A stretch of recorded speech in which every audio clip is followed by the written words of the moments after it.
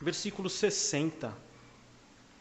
Você vai ter provavelmente aí na sua Bíblia um subtítulo que tem Os discípulos escandalizados. Você já foi um discípulo escandalizado?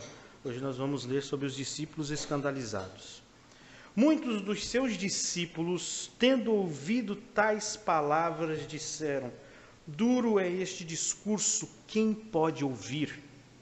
Mas Jesus, sabendo por si mesmo que eles murmuravam a respeito de suas palavras, interpelou-os: isto vos escandaliza?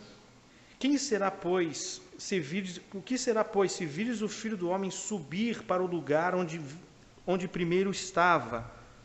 O Espírito é o que vivifica, a carne para nada aproveita. As palavras que eu vos tenho dito são Espírito e são vida. Contudo, há descrente entre vós, pois Jesus sabia, desde o princípio, quais eram os que não criam e quem o havia de trair. E prosseguiu: por causa disso é que vos tenho dito, ninguém poderá vir a mim se do Pai não lhe for concedido. À vista disso, muitos dos seus discípulos o abandonaram e já não andavam com ele. Então perguntou Jesus aos 12: porventura, quereis também vós outros retirar-vos? Respondeu-lhe Simão Pedro: Senhor, para quem iremos? Para quem iremos? Tu tens as palavras de vida eterna, e nós temos crido e conhecido que tu és o Santo de Deus. Replicou Jesus: não vos escolhi eu, o número 12, contudo, um de vós é o diabo. Versículo 71. Referia-se ele a Judas, filho de Simão Iscariote, porque quem estava para traí-lo, sendo um dos 12.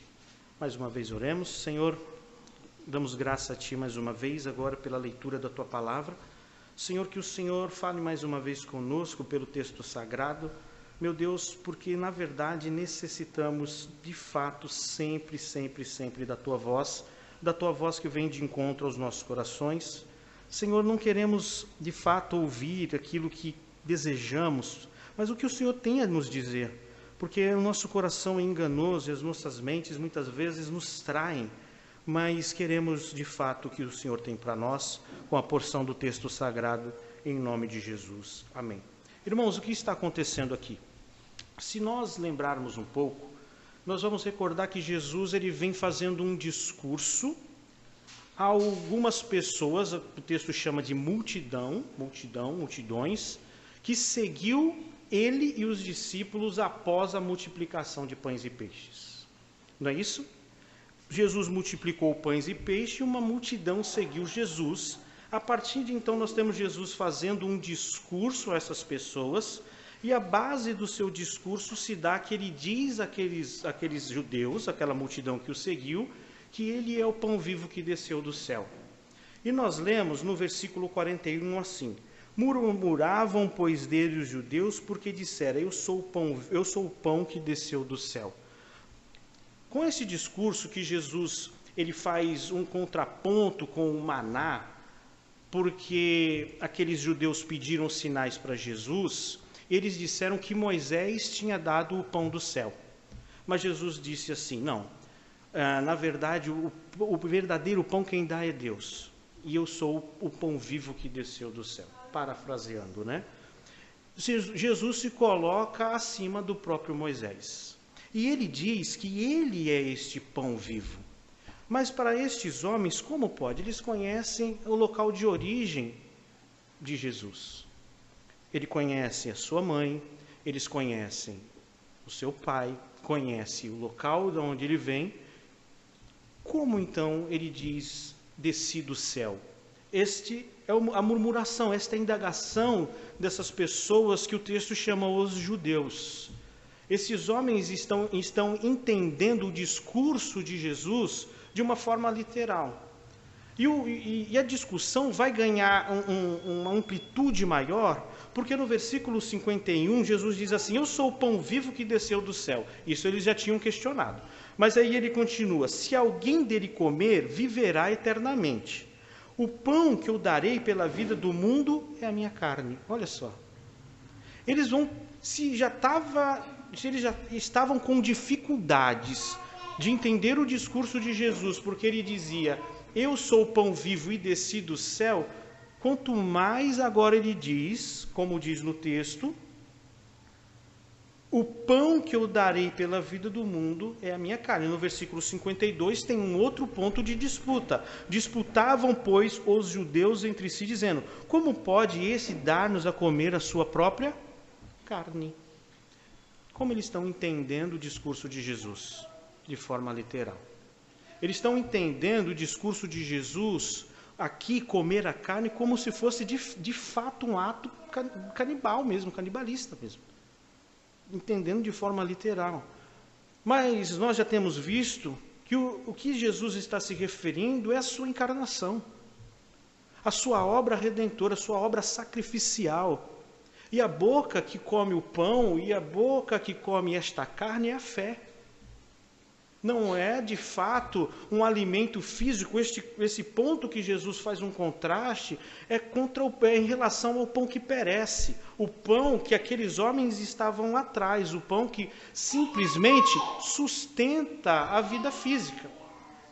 Os antigos, como Jesus disse, comeram do maná. O maná foi um alimento providencial de Deus para aqueles homens que peregrinaram no deserto. Mas Jesus disse, eles comeram e seguiu o curso natural e morreram.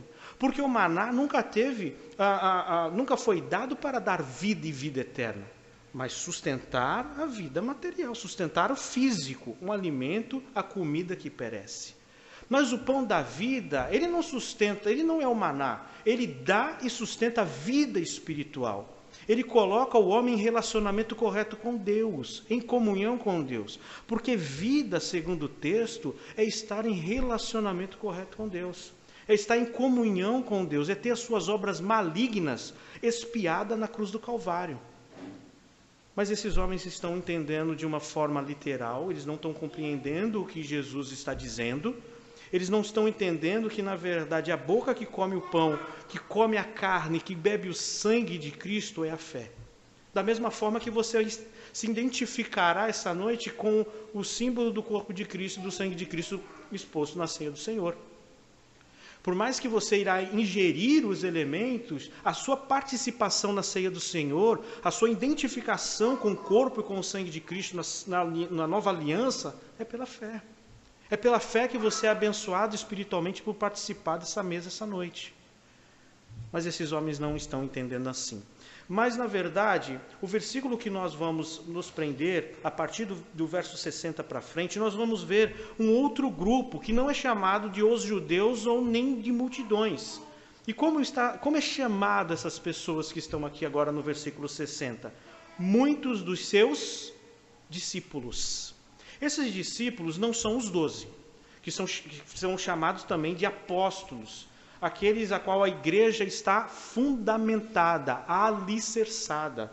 Não é isso? Onde a igreja está alicerçada? No fundamento doutrinário dos apóstolos e profetas e na pedra principal, na pedra angular, Jesus Cristo. É onde a igreja está fundamentada doutrinariamente. Por que a igreja é chamada de igreja apostólica? Porque a igreja é fundamentada e alicerçada na doutrina apostólica. Não é porque esse que vos fala é um apóstolo, mas porque nós tivemos apóstolos e Deus deu a esses apóstolos as suas doutrinas. Mas esses discípulos não são esses. É um grupo que não é a multidão, mas também não são os 12, mas é um grupo que também caminhava próximo de Jesus, perto de Jesus, ou seja, também recebiam ensinos de Cristo. Mas o texto vai dizer algo sobre esses discípulos, como está narrado aqui. Muitos dos seus discípulos, tendo ouvido tais palavras, disseram, duro é esse discurso, quem o pode ouvir? Não são os judeus da multidão, agora é os ditos discípulos. E, irmãos, para que, de uma forma didática, o texto fique gravado essa noite, eu separei um tema para nós, e o tema será o mestre, o discurso e os alunos. Olha para o irmão que está do teu lado. Não, brincadeira. O mestre, o discurso e os alunos. Por que isso? Porque é o que nós vamos ver no texto. Todos aqui, eu acredito que todos já passaram por um ambiente de sala de aula. Todos. Seja na alfabetização ordinária, da nossa vida, seja numa faculdade, seja num curso. E eu tenho certeza que em algum momento você já ouviu reclamações do tipo de um professor reclamando de alunos, ou alunos reclamando do professor, ou alunos reclamando do conteúdo. Porque esse ambiente é comum, não é isso? Sempre há esta questão. Ou o professor reclama dos alunos, ou alunos reclamam do professor. Nós, como bons brasileiros que somos, eu acredito que... Eu já vi isso, eu acredito que a maioria já viu aquele sermão do professor na sala de aula. Ele parar na frente da classe e falar: vocês não vão chegar em lugar nenhum desse jeito. Vocês não aprendem nada. Não têm vontade de aprender, não tem ânimo de aprender, são preguiçosos. E nós, como bons brasileiros que somos, o verde e amarelo no sangue, no sangue, a gente, esse cara é chato. Né? E ainda tirávamos sarro daqui. Eu já fiz isso, eu não vou mentir. Fiz isso, sentava na frente e fazia na cara dele. Bom brasileiro que eu era, né? Por outro lado, nós também temos alunos que reclamam. Eu acredito que de repente você já tenha sido um desses. Eu não entendo o conteúdo deste professor. Eu não entendo, na verdade, a aula dele, eu não entendo a didática dele. Que aula estranha, pesada, ou muitas vezes, quantas vezes você já deve ter reclamado do discurso, do conteúdo, porque isso existe. Não é? Às vezes a Maria Eduarda abre lá para estudar e ela fala assim: isso aí, professor, não ensina nada. Conteúdo não estou entendendo. Eu não sei se ela faz isso para fechar e parar de estudar, sei que acontece direto. Porque há isso. A questão é, nós encontramos isso presente no texto. Nós encontramos o mestre, o discurso e os alunos. A questão que eu gostaria de chamar a atenção para os irmãos agora é porque no versículo de número 60 nós vemos esses alunos, discípulos, aprendizes, rejeitarem o conteúdo. Esses alunos, eles estão rejeitando a palavra, e nós vamos ver essa rejeição do versículo 60 ao 63. O versículo 60 ele diz: muitos dos seus discípulos, os seus alunos, imagina uma classe de aula, uma sala de aula aí, muitos dos seus discípulos, tendo ouvido tais palavras, disseram: duro este discurso, quem o pode ouvir? Que discurso é esse? É um discurso que Jesus vai chamar desta maneira aqui no versículo 61. Mas Jesus, sabendo por si mesmo que eles murmuravam a respeito de suas palavras, interpelou-o. Isto o escandaliza? Ou seja, vocês estão escandalizados com este discurso? É um discurso escandaloso? Mas que discurso é esse? Jesus se coloca maior do que Moisés, pois ele é o pão que desceu do céu. Esse já é o início do discurso. Quando eles pedem credenciais de sinal para Jesus, e Jesus se coloca como o pão vivo que desceu do céu, Jesus já começa a quebrar paradigmas, né? Jesus já começa aonde a tradição deles está apoiada. Quem pode ser maior do que Moisés? Apesar das escrituras sagradas já prever isso, que viria um maior do que Moisés, mas quando Jesus se coloca maior do que Moisés, isso na verdade já é para eles uma afronta. Mas o que pega mesmo, irmãos, na verdade, é a questão de Jesus ser o pão / carne. Que discurso é esse que eles estão escandalizados e que eles estão agora dizendo: duro é esse discurso, quem o pode ouvir? Porque eles estão entendendo que Jesus, o pão que desceu do céu, Jesus, que é a carne e o sangue, para ter vida, tem que comer da carne e beber o sangue. Eles estão entendendo isso de forma literal. E o que há da parte desses discípulos, desses alunos? Eles estão rejeitando o conteúdo. Eles estão rejeitando o discurso de Cristo. No versículo 62, como nós lemos, no 61, mas Jesus sabendo por si mesmo que eles murmuravam, Jesus sabendo por si mesmo, ou seja, o professor conhece o pensamento da classe, né?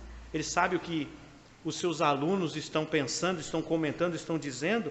Ele disse, a respeito de suas palavras, interpelou-os: isso vos escandaliza?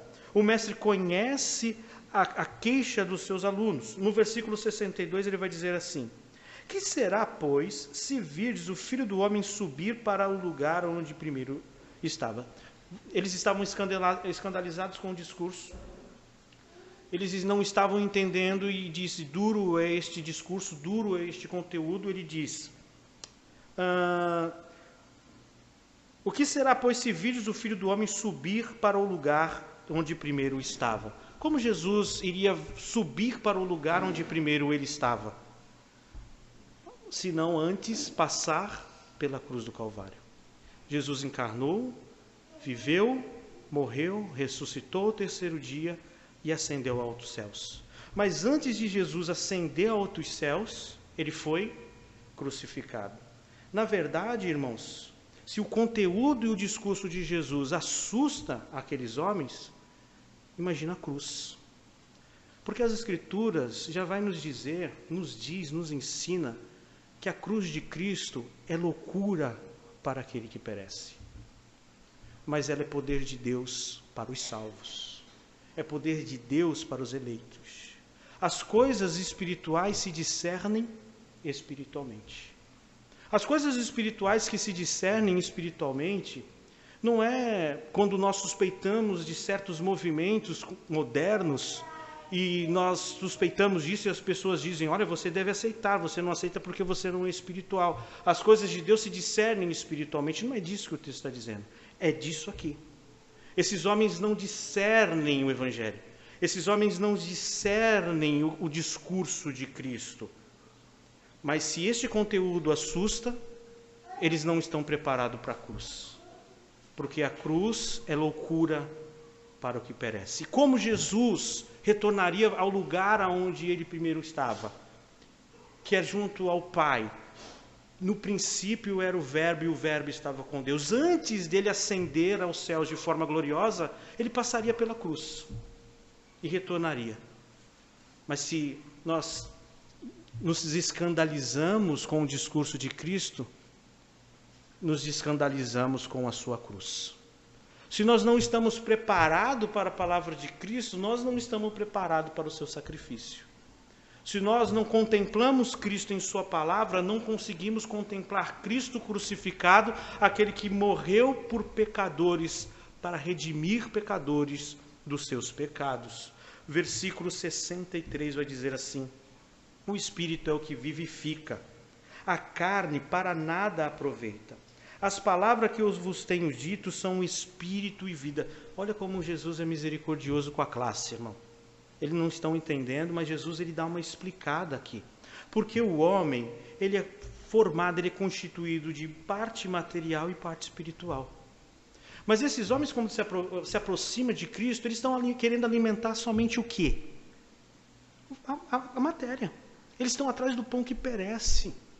E quando eles olham para o discurso de Cristo e tentam interpretar, tentam entender o discurso de Cristo, eles entendem de uma forma literal, ao ponto de ele achar que tinham que de fato comer o corpo e beber o sangue de Cristo, de forma literal. Mas o que ele está dizendo àqueles homens? O maná alimentou a carne, as palavras de Cristo alimentam o Espírito. A palavra de Cristo dá e sustenta vida espiritual. O Espírito é o que vivifica, a carne para nada se aproveita. As palavras que eu vos tenho dito são Espírito e são vidas. Ele já está dizendo, o que eu estou discursando, o que eu estou pregando, o que alimenta. Não é a mesma forma que o maná alimentou. As palavras de Cristo dão e sustentam vidas e vidas espirituais. E como nós recebemos a palavra de Cristo? Recebemos pela fé. O que nós vimos então, irmãos, nesse relacionamento mestre, discurso e aluno, nós vemos os discípulos, esses alunos, rejeitarem o conteúdo, rejeitarem a palavra. Mas uma pergunta que nós podemos fazer é a seguinte: será que eles estão certos? Será que juntamente com os demais judeus que estavam murmurando e discutindo sobre o discurso de Cristo, será que eles estão corretos em dizer duro é este sermão? O sermão é difícil, não dá para entender. Será que é eles que estão com a razão aqui? Porque eles estão rejeitando o conteúdo. Eles estão rejeitando o conteúdo. Só que a partir do versículo 64, nós temos um esclarecimento da parte de Jesus. O versículo 64 ele vai dizer assim: contudo há descrente entre vós. Agora Jesus ele vai começar a detectar, como ele detectou na multidão, agora ele vai fazer isso com os seus alunos na sua sala de aula, e ele vai dizer: há descrente entre vós. A descrente entre vós, pois Jesus sabia desde o princípio quais eram os que não criam e quem o havia de trair. Ele conhece a todos, inclusive as intenções. Nenhum que estava ali passou desapercebido. Não é verdade? No versículo 65 ele vai dizer assim, prosseguiu, por causa disso é que vos tenho dito, ninguém poderá vir a mim se do Pai não lhe for concedido. Nós já lemos sobre isso. Não é isso? Lembra? Aqueles que só vêm a mim aqueles que são ensinados por Deus. E ele torna a dizer de novo. O que ele vai dizer agora, irmãos, que aqueles homens, eles não estão recebendo o discurso de Cristo, não porque o problema é o discurso, ou porque o mestre, o professor é ruim, mas é porque aqueles homens eram incrédulos. E onde está o ponto? Por que há incredulidade naqueles homens? Porque aqueles homens, na verdade, estão cegos. A natureza pecaminosa incapacita a fé verdadeira. E a única forma daqueles homens crer de fato é Deus agindo com poder no coração daqueles homens e vencendo a incredulidade em seus corações. Porque ser ensinado por Deus é Deus agindo no coração daquele que está morto em delitos e pecados, regenerando para que vai a Cristo em arrependimento e fé. Portanto, esses homens, irmãos, a sua natureza pecaminosa é um impeditivo à fé verdadeira. Mas aqueles que vêm a Cristo são aqueles que Deus vence essa incapacidade interna no poder do Espírito.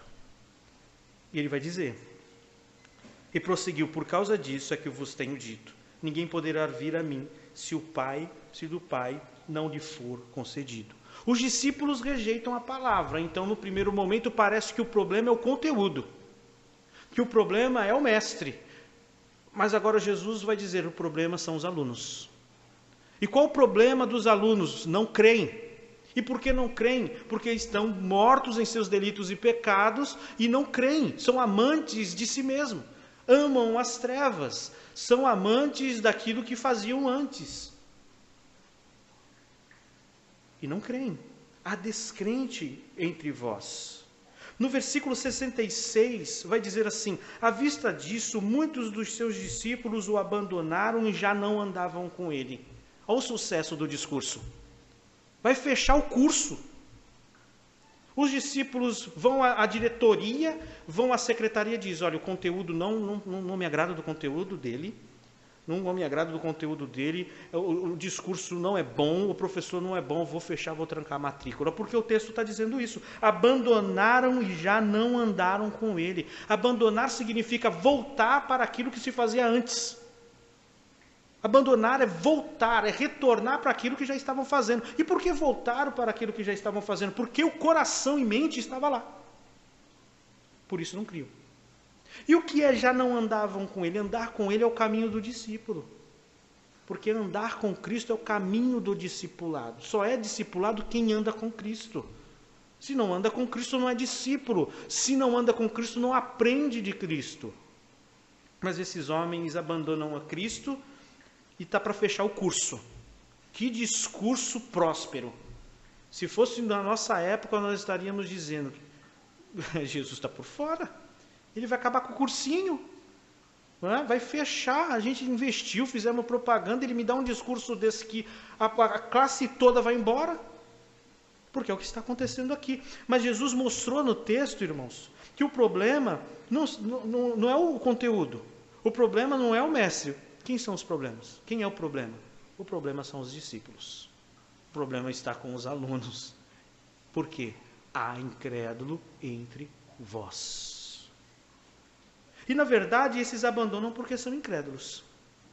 E nesse momento eu gostaria de pontuar aqui com vocês essa incredulidade que faz abandonar. Preste atenção nisso aqui. Porque de repente você diga, por que tu vai falar da incredulidade que faz abandonar? Toda incredulidade faz abandonar. Será? Não vai embora, fica aí que a gente vai continuar e você vai ver que tem incredulidade que faz ficar. E essa incredulidade destes homens que abandonam Jesus, deu debanda, foram embora. E por que foram? 3 pontinhos. Se viam corretos e o conteúdo errado. Onde está isso? Versículo 60. Muitos dos seus discípulos, tendo ouvido tais palavras, disseram: duro este discurso. Na concepção deles, quem está certo? Eles estão certos. Eles estão indo embora com razão. Não é? Duro é este discurso. Mas, na verdade, eles são incrédulos e essa incredulidade faz abandonar. Mas eles se viam corretos. Assim são muitos que vão embora. E dizem que não permanecerão mais na igreja, que não seguirão mais a Cristo. Mas o problema, na verdade, não são eles mesmos. O problema é Cristo. O problema é o conteúdo. O problema é a palavra, é o discurso. Na verdade, eles se veem corretos e Cristo é o errado. O conteúdo é o errado. Esta incredulidade que faz abandonar. O outro ponto, eles apresentam justificativa para o abandono. Duro é esse discurso. Tem uma justificativa. E não é assim quando nós queremos rejeitar a palavra de Deus? Nós não temos justificativas. Não é assim o homem quando luta contra a palavra de Deus, não é apresentando justificativas que se faz. Eles se viam corretos e o discurso é errado. Eu tenho razão de chegar aqui agora, na direção deste curso, e dizer: eu não vou participar mais. A sala de aula de Jesus Cristo de Nazaré não está com nada. Eu vou embora. O último pontinho aqui é: já não andavam com ele, negaram o discurso e o mestre. Abandonar é voltar para aquilo que eles faziam antes. E por que voltaram? Voltaram porque o coração já estava lá. Voltaram, irmão. Voltaram para a tradição, voltaram para aquilo que eles já faziam, para aquilo que já faziam antes. Assim é o homem quando rejeita e abandona Cristo. Ele volta para aquilo que ele já fazia antes. E por que volta? Porque o coração dele sempre esteve lá. Ele vai voltar para a impureza deste mundo, ele vai voltar para os deleites desta vida, ele vai voltar ao amor por si mesmo e aquilo que ele quer e aquilo que ele deseja. Ele vai voltar ao amor ao pecado. Mas ele volta porque, na verdade, o coração sempre esteve lá. E abandona e já não anda mais com ele. Desiste daquilo que estava aprendendo do Senhor. É uma rejeição ao discurso e ao professor. Eu não sei se na tua caminhada de aluno você já rejeitou algum curso e algum professor, ou algum discurso, algum conteúdo e algum professor, mas é isso que esses homens estão fazendo aqui. Então, no primeiro momento, nós vimos que esses discípulos, esses alunos, rejeitam o discurso de Cristo, rejeitam o conteúdo. Jesus mostra para eles, segundo que há incrédulos entre eles e o problema não é o mestre, o problema não é o conteúdo, o problema são os alunos, porque não creem. Versículo 67 em diante, agora nós temos a declaração do discípulo. Tem um discípulo que vai declarar algo aqui no versículo 67 e vai dizer assim: então perguntou Jesus aos 12, olha só que legal, a sala de aula está vazia. Um monte de discípulo foi embora, ficou aquele grupo menor, agora os 12, esse grupo seleto, o grupo que será chamado de os apóstolos, fica este grupo, imagina a cena, irmãos, aqui, né? Que interessante isso. Depois do discurso, a gente não pensa que o discurso do evangelho, na verdade, é para trazer multidões para a igreja? Parece que está acontecendo ao contrário aqui. Parece que está reduzindo o público. Interessante, né? Mas é o que está acontecendo. Então perguntou Jesus aos 12, porventura quereis também vós outros retirar-vos? Vai junto com eles? Vão embora também? E vai ter a declaração do discípulo, que não é dos discípulos gerais, mas agora essa pergunta é direcionada aos 12, aqueles eleitos, aqueles escolhidos por Cristo, aqueles que serão chamados 12 apóstolos. No versículo 68, então, tem a resposta. Respondeu Simão Pedro. Simão Pedro agora é o porta-voz da sala, é o porta-voz dos alunos. Respondeu Simão Pedro: Senhor, para quem iremos? Só tu tem palavras de vida eterna. E nós temos crido e conhecido que tu é o Santo de Deus. Se os textos que nós lemos já provam que o problema não é a palavra e nem Cristo, e sim os alunos, porque há incrédulo entre os discípulos, eu acredito que ele lança a base sobre tudo. Porque, irmãos, nós não vamos ver Pedro fazer um discurso teológico aqui. Nós não vamos ver Pedro entregar para Jesus um resumo crítico ou um monólogo, um TCC teológico. Nós não vamos ver Pedro dissertar ponto a ponto tudo que Jesus disse. O que Pedro faz então? Mas ele responde à essência da mensagem. Ele responde aquilo que é o cerne do que Jesus vem falando. Tu tens as palavras de vida eterna, ele fala daquilo que Jesus faz. E o que Jesus faz? Jesus dá e sustenta a vida espiritual. Só tu tem palavras de vida eterna. Jesus acabou de falar isso. Ele tinha acabado de dizer: as minhas palavras são palavras de vida, que alimenta o espírito, que alimenta o espírito. A segunda, o complemento da resposta de Pedro é: nós temos crido e conhecido que tu é o Santo de Deus. Pedro responde à essência da mensagem, aquilo que Jesus faz e quem Jesus de fato é. A resposta é: tu é o Santo de Deus. As palavras de Pedro, representando o grupo, foca naquilo que o Senhor faz e quem verdadeiramente Ele é. É o cerne da fé verdadeira, do Evangelho. Pedro entendeu o cerne da mensagem. Nós não vemos o Pedro fazer um discurso longo, ponto a ponto de tudo que Jesus falou, mas a mensagem ele entende. O cerne da mensagem ele entende, a essência da mensagem ele entende. Ele entende aquilo que Jesus faz. E o que Jesus faz? Ele dá e sustenta a vida espiritual. Ele coloca o homem em um verdadeiro relacionamento correto com Deus. Ele coloca o homem em vida e vida verdadeira. Outro ponto é: quem é Jesus? Jesus não é o Jesus da minha mente. Jesus não é o Jesus da minha criatividade. Jesus não é o Jesus que eu elaborei com as minhas ideias. É o Jesus revelado nas Escrituras. E ele vai dizer: tu é o Santo de Deus, nós temos crido nisso. O Santo, o separado, aquele que foi enviado, separado pelo Pai, a cumprir esta missão, a cumprir esta obra. Este, o enviado de Deus. Nós temos então a declaração do discípulo.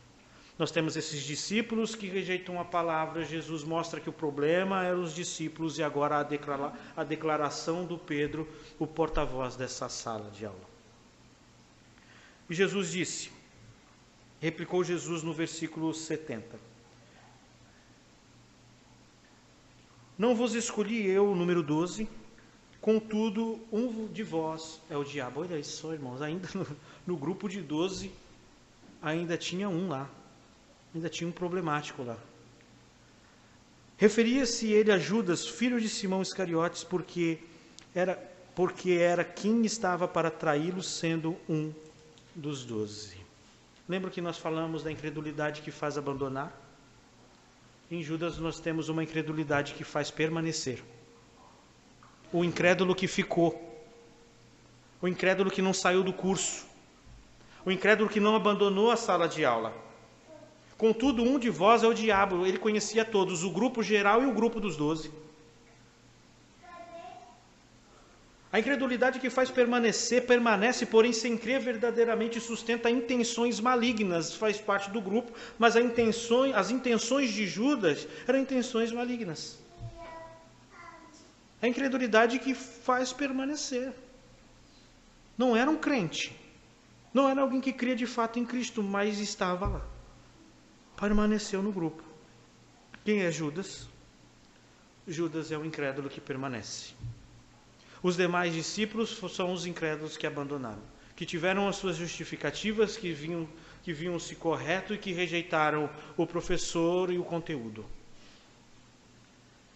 Algumas lições para nós, irmãos, desses textos, é que o discurso de Jesus dividiu o grupo.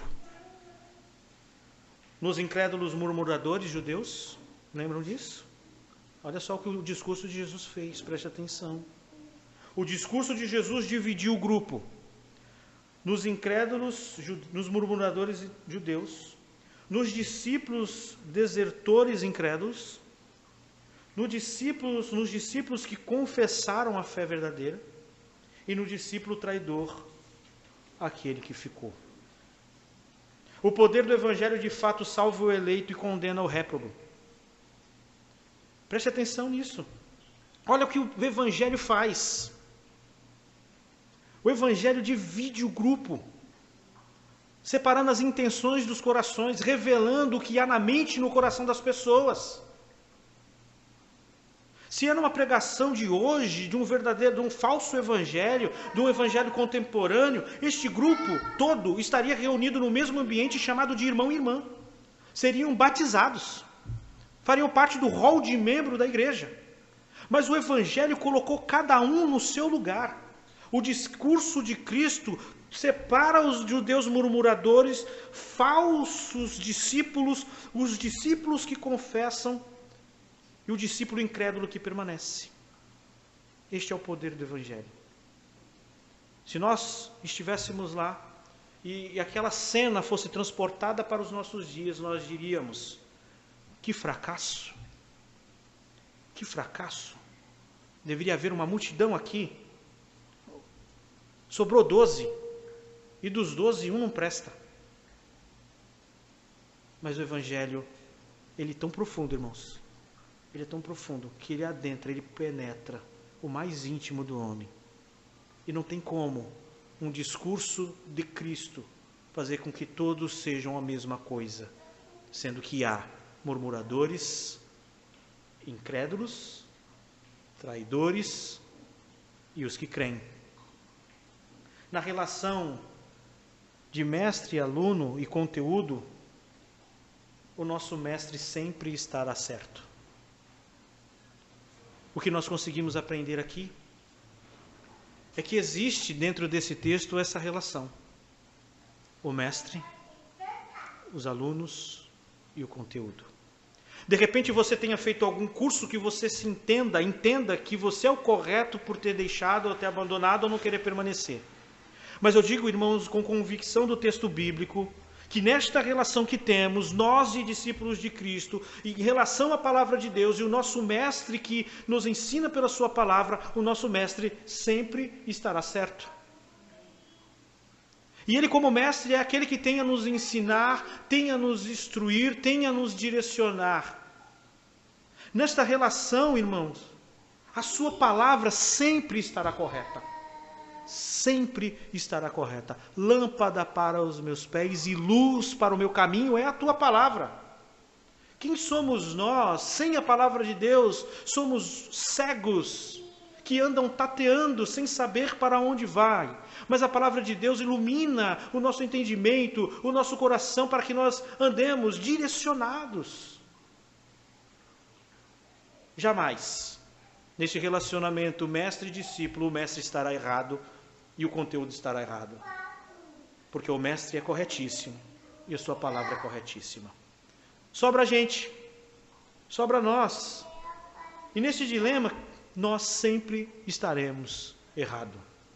O erro sempre estará em nós. Sempre, sempre, sempre. Nunca no mestre, nunca na palavra, sempre em nós. Porque nós, como aqueles homens, buscamos justificativas para não viver e não obedecer a palavra de Deus. E nos retiramos da presença do mestre e saímos da presença do nosso Senhor dizendo: duro esse discurso, duro é sua palavra. E quando permanecemos, há uma grande chance de permanecermos como Judas permaneceu. Não saímos, mas permanecemos como um mero traidor. Porque não saímos, mas rejeitamos na presença e na cara dele todo dia. Nós não vamos embora como aqueles homens, mas permanecemos rejeitando o mestre na cara dele. A sala de aula tinha 12. E o porta-voz se levantou. Para onde nós iremos? Só tu tem palavras de vida eterna. Tu és o santo, ele disse. O discurso é bonito, Pedrão. Mas ainda assim tem um entre vós, que é o traidor. O discurso não fala por todos. O discurso não fala por todos. O nosso mestre sempre estará correto. Nesse dilema, irmãos, de quando a palavra e o nosso mestre vem a nos ensinar, e a palavra de Deus vem direto à nossa mente, aos nossos corações, nos direcionando, nos conduzindo à obediência. nos conduzindo a transformarmos as nossas vidas. Não tenta lutar. Não tenta. Reconheça. Nós somos o errado. Nós somos o errado. Não adianta ir na diretoria celestial e abandonar o curso. Não adianta, irmãos. Em que grupo estamos? Porque o Evangelho, sinto muito a lhe dizer, ele não vai tratar todos como iguais neste sentido, porque ele revela as intenções e revela a nossa mente e o nosso coração. E o que nós precisamos pensar é se nós somos uma mera multidão na presença de Cristo, que estamos atrás do Senhor só por aquilo que é o pão que perece, querendo alimentar aquilo que na verdade não dá vida e não sustenta a vida espiritual. Que caminha atrás de Cristo só por um prato de comida num dia, e quando recebe vai embora. Ou se fazemos parte deste grupo que anda um pouco mais perto, chamado de discípulos, mas dado que a palavra, ela muitas vezes ela nos coloca de uma forma, de algo que eu não estou considerando tolerável, tolerante, eu rejeito e abandono. E me coloco como superior à própria Escritura. E me coloco como superior ao próprio Senhor. E me retiro dele todos os momentos. Eu não vou embora como esses discípulos, mas eu me retiro dele todos os momentos. Eu saio dele. A palavra vem a mim, mas eu saio dela. A palavra me incomoda, mas eu corro. Quantas vezes isso já ocorreu com você? Eu sei porque eu não sou melhor do que ninguém, já ocorreu comigo diversas vezes. Ela vem e nos aperta, ela nos chama, ela nos ensina. Mas corremos. Corremos. E como aqueles homens que correram e diz abandonar é voltar a fazer aquilo que já se fazia antes. Voltamos às velhas práticas. Vamos fazer o que já fazia antes. O pior de tudo, fazemos parte do traidor, né? Que é permanecer ali. E permanecemos com intenções meramente malignas. Até temos nome de crente, aparência de crente, fala de crente. Senta na mesa dos 12. Mas a palavra que vem a este homem, a este indivíduo, é traidor. Mas eu creio que pela misericórdia de Deus, aí poderemos dar um grande brado de vitória. Fazemos parte dos discípulos que creram e que confessaram o Senhor Jesus. Não confessaram o Senhor Jesus de forma exaustiva, com um grande discurso teológico, mas entenderam a essência da mensagem do Evangelho. E sabe qual é a essência da mensagem do Evangelho para nós, irmãos? É que nós estávamos mortos em nossos delitos e pecados. Pecamos. Fizemos o que era mal diante dos olhos do nosso Criador, quebramos a lei de Deus. O que merecíamos é a condenação do inferno. Mas Deus, em sua infinita misericórdia, enviou o seu Filho para morrer na cruz do Calvário, para redimir pecadores. E a cruz é mais do que um amuleto.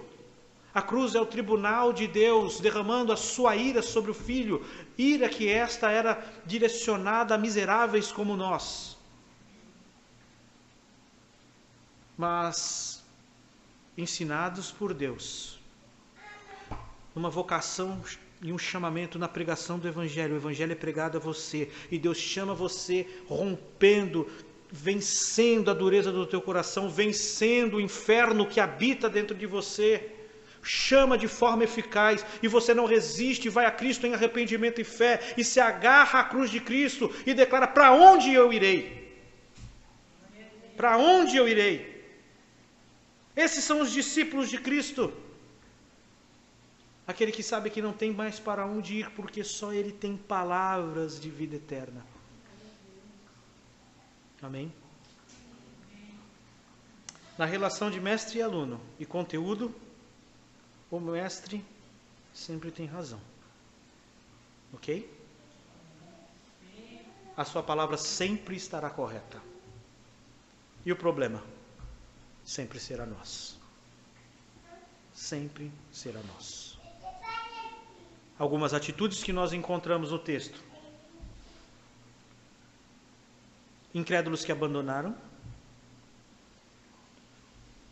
incrédulo que permaneceu e crentes confessionais, que pela infinita misericórdia de Deus, não por méritos, mas por graça, sejamos encontrados como aqueles que confessam Jesus Cristo e continuam no caminho do discípulo.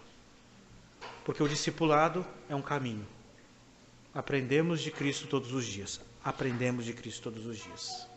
Só que, se eu me colocar nesta relação como correto e a palavra errada, como correto e o meu mestre quem não sabe ensinar, o caminho do discípulo para mim será nada. Para permanecer no caminho do discípulo olha para o mestre que está na tua frente e confia e saiba, ele está sempre correto. Pode seguir. Confia, irmão. Confia. Suspeitamos de homens, nunca, jamais de Cristo.